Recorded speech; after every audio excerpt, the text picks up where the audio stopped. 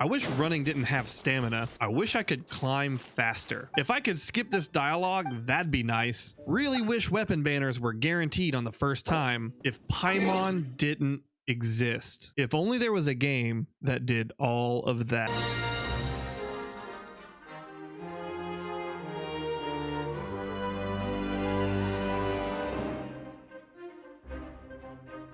What's going on, guys? D-Cell here, and today I'm going to be talking about Wuthering Waves. I've recently been playing through all of the 1.0 content, and here's what I have to say about it. But first, make sure to hit that like button down there and leave me a comment down below if you enjoy the video, as that greatly helps me out with engagement.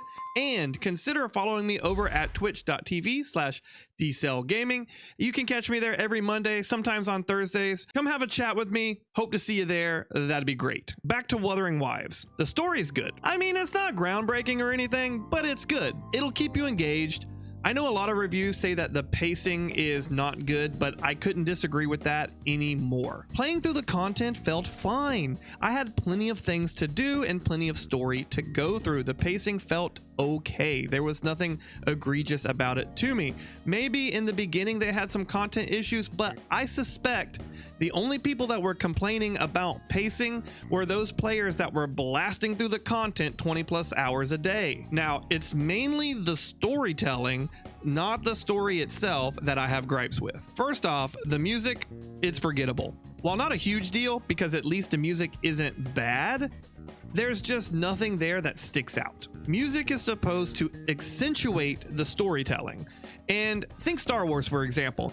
Every time you hear that intro music, you instantly recognize it and you feel something when you hear that music. Or the Imperial March, you instantly think of Darth Vader.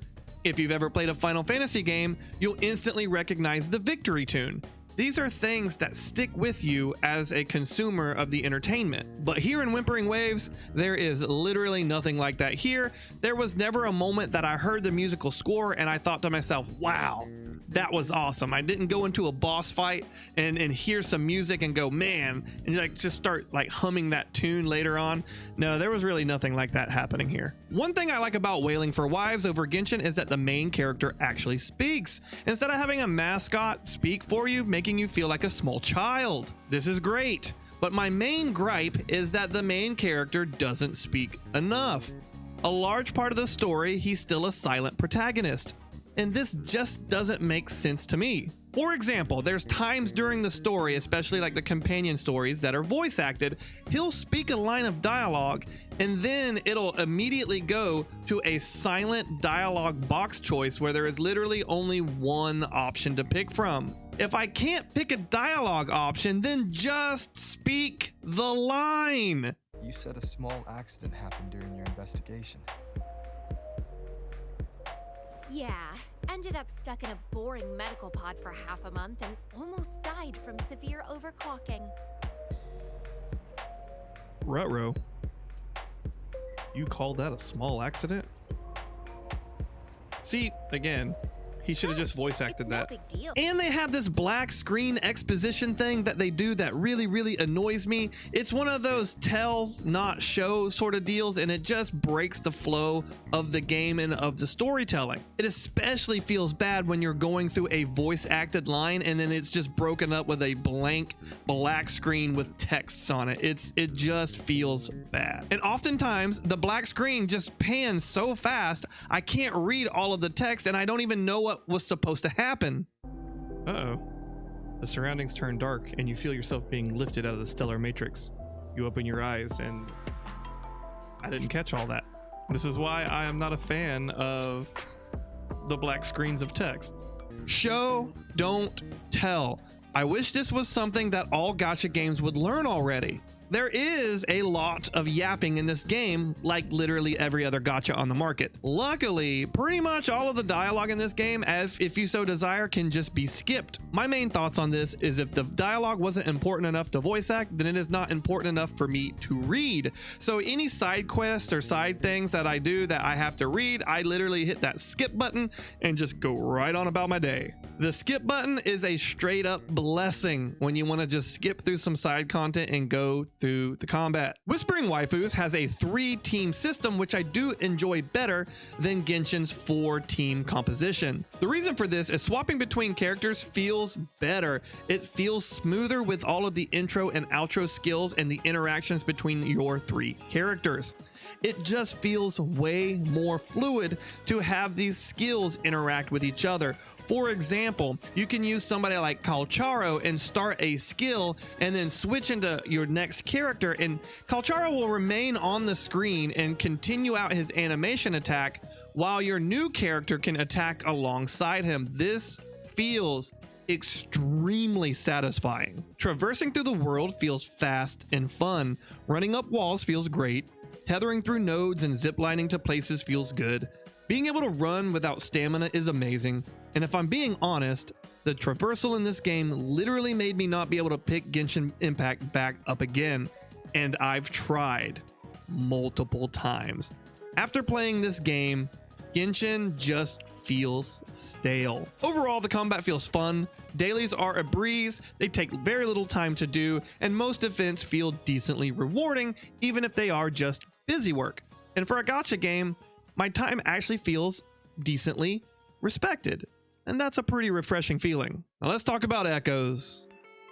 Grinding echoes in Wuthering Waves has pros and cons, and I feel like as a casual player, getting them and setting up your character to playable, at least playable for the open world, is pretty easy. However, due to limited resources and tuners, I'm looking at you, getting good or great gear for in-game or the harder level content can be very frustrating. This is because the tuning system is trash. Yeah, it's garbage. Take it out of the game. Get that garbage out of here. If they took tuning out of the game, this game would be close to perfect. Well, for a gacha game. So as a casual piece of trash player myself, this is what I recommend. Grind the set that you need. Whether it be Moonlit, Havoc, or whatever it is. Make sure that you have the main stats you need, whether that's crit damage, Havoc, Fusion, attack percent, whatever.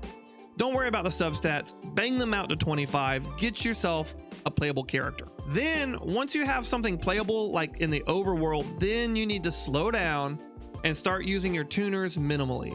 Maybe go to level 10 and then start looking for specific substats so that you can make better pieces of gear for your character and you're not just wasting massive amounts of tuners. Now, the reason why I say this is because I am the type of person that if I am not having fun in a game, I will literally stop playing it. So I know it might not be the most optimal thing to just bang out a few 25s, but for my sanity, that's just what I have to do. When I pulled Cheng Li, I wanted to play her instantly. I don't want to just grind for days on end and just not have tuners or whatever. I'm just gonna bang it out, play my character, have fun, and then slowly make her better. So I do find it frustrating that I can pretty much infinitely grind for echoes, but the tuning system pours water all over the fire that this Pokemon collection system starts. I'll say it again. Remove tuners. What's my verdict on the game? Overall, it feels great to play. The story is good, the music is mid, and the content, it's fun enough. Overall, this leaves me excited to go through the 2.0 content. So I'd rate this game, Wuthering Waves, out of 10. If you've made it this far, you guys are awesome. Thanks for watching. Make sure to hit that like button.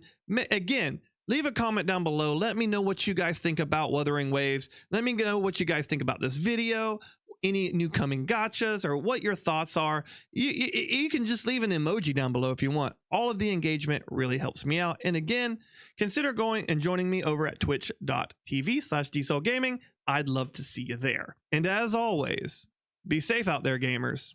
And I'll see you in the next one. Why do you want my seed so much, Camellia? Why?